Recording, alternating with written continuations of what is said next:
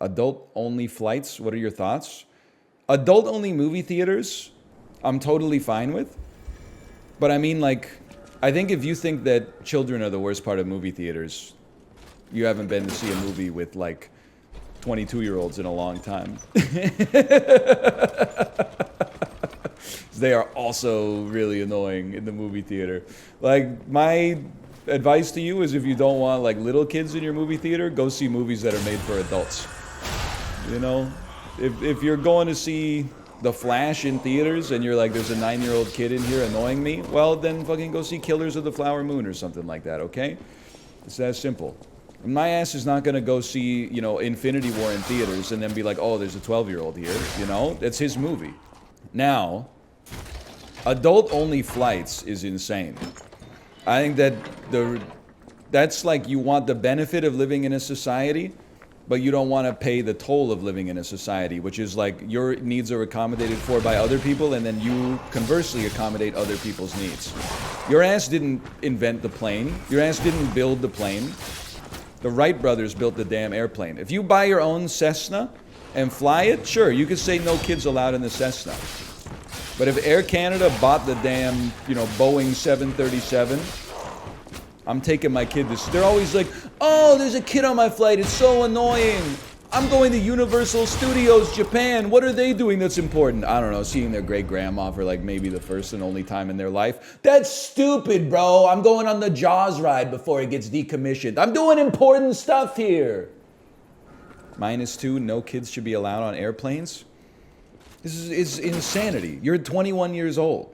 It's like when people like turn 18 and the first thing they do is change their Twitter profile to say no minors allowed. Listen, if I could ban one group of individuals from flying, it wouldn't be like children wholesale, partly because I also have a child.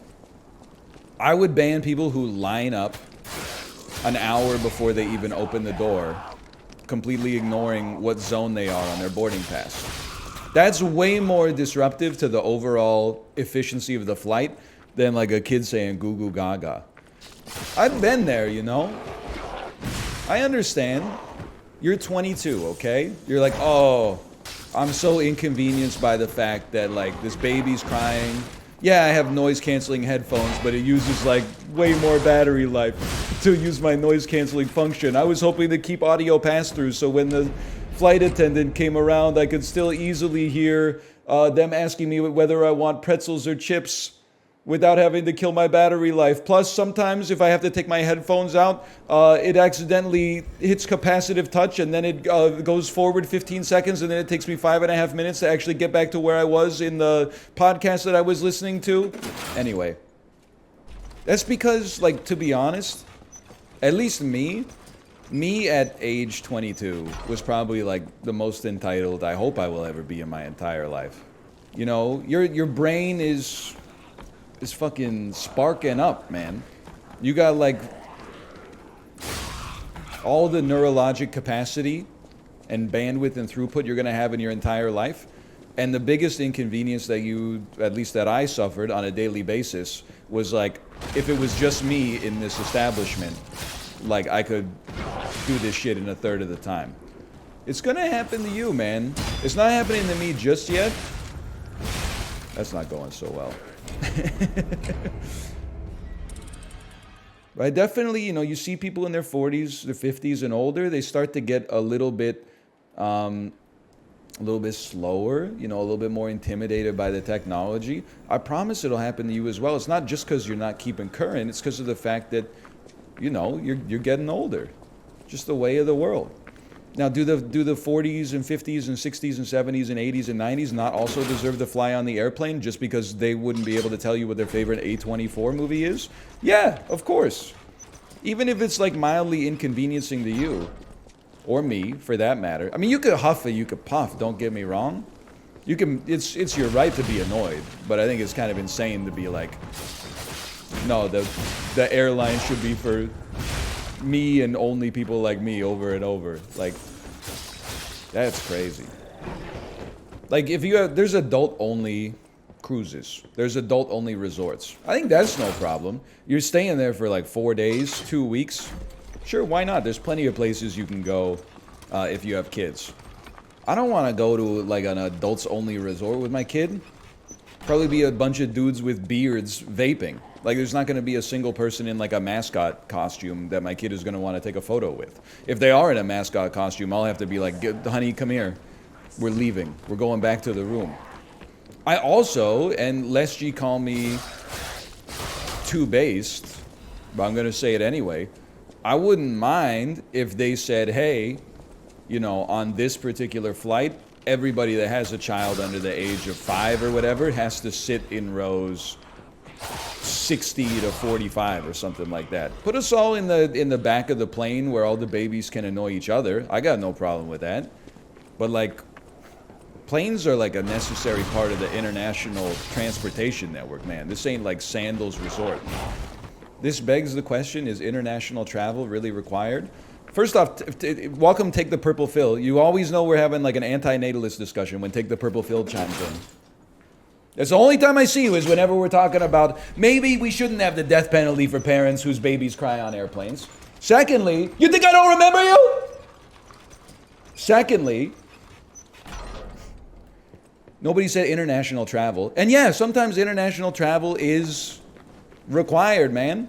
You gotta go visit family or what's more important than having your kid, you know, go visit relatives that maybe they're only gonna see one time in their life? People are like, oh, that 4-year-old should never be able to visit their great grandma in Korea. They don't deserve the right, bro. I'm going to the Twice concert. This is important, man. International airplanes are for important stuff. Not the 92-year-old great-grandmother seeing, you know, her great-grandchild perhaps for the only time in her entire life. It's for cool stuff like landing and being like, holy cow, everything here is way better than it is in my home country. Immediately, with absolutely no knowledge of the stress that people who are actually native to the country go through on a daily basis. It's for being perpetually enamored with the novelty of a new place.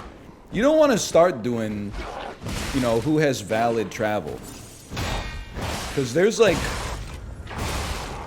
I mean, business travel is insane to me. You know that we got people flying around releasing carbon dioxide, basically just to accomplish what they could do with a phone call? Some of those same people are like, oh, there was a baby on my flight. Bro, you just emitted like a ton of CO2 into the atmosphere to like shake someone's hand. Or to go to a video game convention. Like, let's not... Oh, there was a baby on my flight. I'm headed to PAX West to watch someone from Ubisoft do a controlled demo of Assassin's Creed 7. Come on, this keeps the economy going, man. So who should be allowed to fly? Anybody for any reason, as far as I'm concerned, as long as they extend the same courtesy to everybody else. I'm just saying, like, it's you're not gonna like this because it's an ad hominem attack, okay? If Redditors could choose who would fly on airplanes, it would only be 18 to 30-year-old men with a bachelor's degree in science, technology, engineering, or manufacturing, okay? I'm sorry. Every single flight, it would be established by meritocracy. You would have a Royal Rumble-style debate to determine who gets to sit in the exit row. And they wouldn't need individual seatback entertainment. They could go back to the one big screen at the front of the airplane, and they could just play Yu Yu Hakusho over and over again. And maybe that's what you want, and that's okay. I'm simply saying, you know, I want the benefit of a diverse society. That includes babies on airplanes. It includes people whose travel is none of my business, quite frankly. It includes slow-ass elderly people, might be going to visit family or you know, go to Paris for the first time in their life they've always dreamed of and finally got the opportunity to do. You know, I'm not gonna rain on somebody's parade. I think where people get it twisted, in my opinion at least, is like they think that everything that you can complain about is something that should be fixed. My perspective is that you should be able to recognize logically if a complaint is actually that bad or if it's just you being a baby. If a complaint is that bad, it's worth trying to fix. But if a complaint is just you being a baby, then you should take that as a blessing because of the fact that I think the human brain is wired to just complain about the worst thing that it sees in its purview. So what I try to do, and it doesn't always succeed, but what I try to do to maintain perspective is like if someone is annoying me because like, you know, their baby's crying or something like that, or they took, why are you taking so many suitcases on the airplane? It made me take like another 9 minutes to check in or something like that. I'm like, I guess it could be worse. You know, I could be like in a hurricane or something like that, or in an earthquake, or I could be hungry, or I could have like slept worse last night, or, I mean, this isn't even getting into like I could have some sort of terrible, you know, affliction or something like that. I'm not saying you should never complain because people have it worse. I'm just saying if you start from the framework of you will always want to complain about the worst thing that you see in your current field of reference, you can then walk it back a little bit and be like, does this actually matter? Again, don't forget, I've been there. I've been child-free, 22, I got the whole world figured out, I'm the only person who's got it figured out. Why don't we just why don't you just make me the CEO of the universe, and I'll make everything exactly as perfect as it is, as it could possibly be for me and me alone. Because right now, it's only 99% of the way there. We should have a separate line for people who are fast at doing things, and a line for people that are slow at doing it. I mean, I probably said that like a week and a half ago. But you also, and again, I don't think people are good at this in general, myself included. It takes practice. But like, you know, you got to have some empathy. Like when I was a young adult, I'd fly on an airplane. If a baby ever laughed, I would be like, man, that baby's like annoying as hell. Now that I have a baby, I'm like, oh shit, I was an asshole.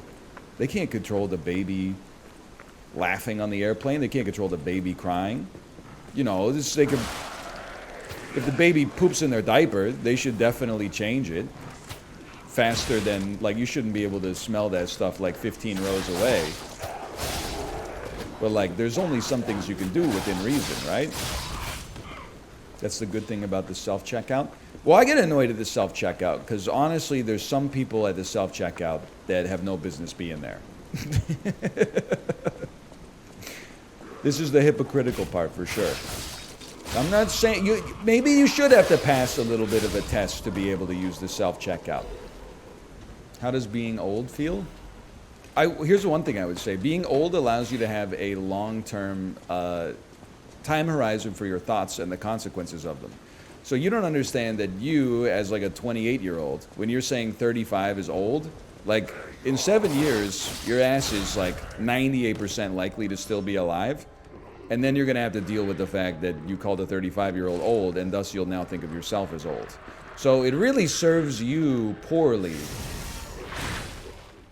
to poke fun at someone for something that you are probably going to experience yourself, if you're lucky. The alternative is worse, for sure. Also, I would say, like, pretty much, I mean, you can say this is cope if you want, but I'm living it, and you're just, you know, shitposting about it online. Other people in their 30s may feel different, or they may feel the same. Feel free to chime in. It definitely feels better to be, for me, in my 30s than in my 20s. You don't really start the decaying process for a little while, I think. Like, you're decaying a little bit, but like, it's not like listen, without being insanely rude, a lot of the people right now that are like old ass, like your body's decaying, I'm like, brother, you're 26, what's your excuse? Like, look at your profile photo, okay? Like, you can still, in your 30s, you can make up for the fact you're getting a little bit more drag, but you can just crank up the engines a little bit and stay relatively homeostatic, you know? Unless you're a professional athlete, it's not really like an enormous problem. Like, I would be past my peak in the NFL right now for sure, but we ain't in the NFL. You know, the average person my age does like 8 minutes of cardiovascular exercise a day. It's not that hard to peak in your 30s versus, you know, in your 20s, in my opinion. Because in your 30s, you have a little bit more of an uphill battle, but it's not that much. And in your 20s, everything's going right, but most people just can't seem to put it together, myself included. You could be in the best shape of your life at 25 if you wanted to be.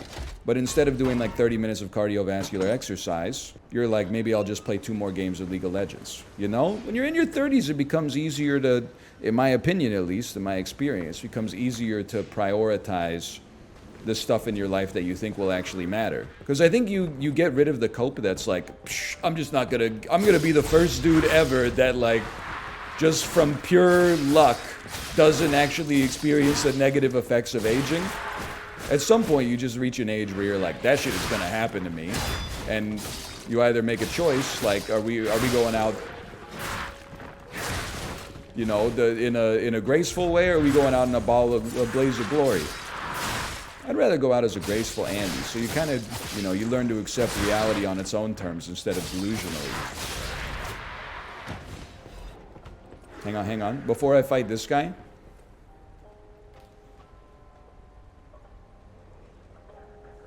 this one's gonna feel good.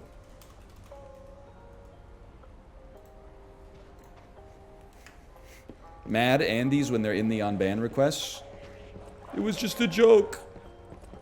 What did he say? Okay, well here's what he said. It was the thing that everybody's been getting banned for lately. It was a bad faith, open quotation mark of something that I didn't say. They said, I have a 25-hour, open quote, I have a 25-hour work week and I work out a little bit. You guys are big losers. That's not what I said. First off, last week I think I only worked for like 20 hours. Secondly, on top of that, I didn't call anybody a loser. I just said like, my ass is less of a loser in my mid-30s than I was in my mid-20s. Because your brain gets better, or at least mine did. Obviously, it didn't work for everybody. But they might be 19, I don't know. Did they get timed out or banned? That's a perma. But a perma is really just a timeout you have to apologize for. If you go into the on-ban request and you say, sorry, that was over the line, it takes swallowing your pride a little bit, and that's not an easy thing for everyone to do, myself included, then you get on-banned. Just a little bit of a pet peeve, you know? When I'm trying to have like a mature conversation and people are poisoning the well by hitting you with like green text arrows, I'm like, I get it. The last 500 people you talked to were all on like a 4chan. But like, we're trying to talk to like human beings here, okay? Trying to have a little bit of like mutual respect for each other. Jeff O'Neill blocked me on Twitter and I've never recovered. I love blocking people. It honestly owns. It feels amazing. If you're here, I apologize, okay? But I tweeted, I think it was yesterday, I tweeted, I'm gonna be an hour late today, sorry. Someone replied, it wasn't even rude, really. They just said, enjoy your 1 hour of Canada Day. Block. Look up the username, unblock, mute. They're a shadow to me now. They're ether, they're a ghost. Now, why would you do that? You gotta you gotta understand that there's 2 parties in each bit of communication, okay?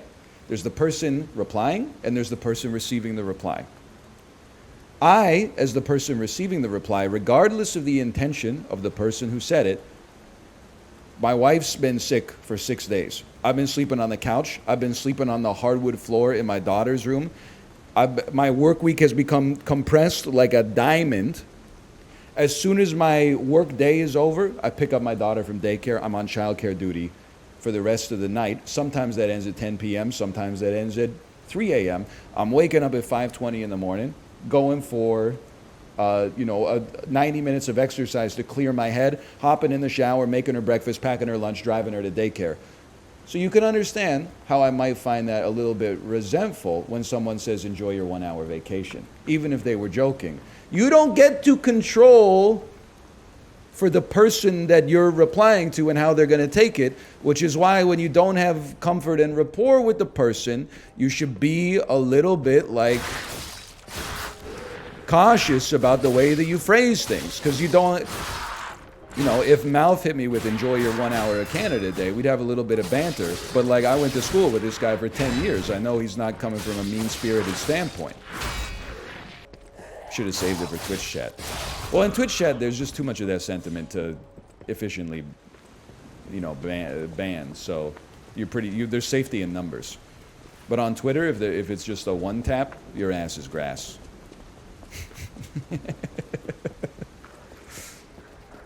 It's like if they can't stop us all. If we Naruto run, we can dodge the bullets. Also, like, is it fair? It's honestly not fair, but like, it's the way it goes sometimes. You know, if you gotta go pee in public, you sneak around to like an alley, you pee, maybe you get away with it. Maybe your friend says, wait, I gotta go pee? I'm gonna pull out my you-know-what and pee. All of a sudden, woo, woo. But my friend just did it. Why am I getting a ticket for it? Well, I didn't see your friend do it. You both did something wrong. You just happened to pay the price. Komodo Town. Just took out Komodo Town. I just got downed. You know, revived me. Now we're heading eastbound. Now we're at the gates of Canada. See the boss and kill him later. Take me to Canada. Wanna kill the boss. Stop the Mongol invasion. And lives been lost. I really want to Tsushima with you. You could be the ghost of Tsushima. The ghost of Tsushima.